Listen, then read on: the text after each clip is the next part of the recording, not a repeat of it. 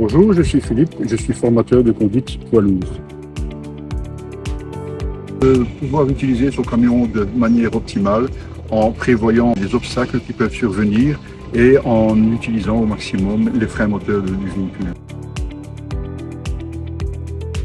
C'est le fait qu'on va consommer moins de carburant et il y aura moins de rejet de CO2 dans l'atmosphère. Moins de stress pour le conducteur également, parce que du fait qu'il va utiliser son camion de manière anticipative, il sera beaucoup plus reposé et beaucoup plus apte à faire face à toutes sortes de situations qui pourraient survenir.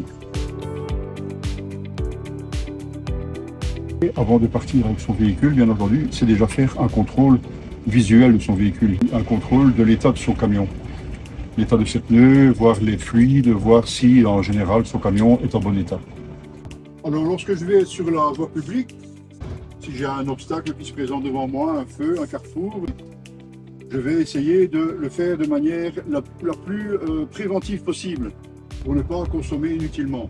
Ici, pour prendre mon virage, je lâche mon accélérateur, je laisse aller mon camion et j'utilise l'élan de mon camion sans devoir accélérer de manière inutile. Donc la boîte de vitesse à utiliser aussi le plus possible quand c'est nécessaire. Le but n'est pas de changer de vitesse inutilement, mais toujours d'utiliser le bon rapport.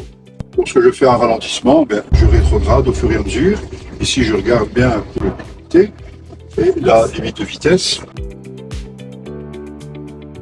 Toujours partir avec un véhicule en bon état, de contrôler le véhicule auparavant. Partir en étant soi-même bien reposé et toujours en utilisant tous les moyens qui sont mis à notre disposition, le ralentisseur, l'inertie du véhicule et en utilisant du véhicule de manière optimale.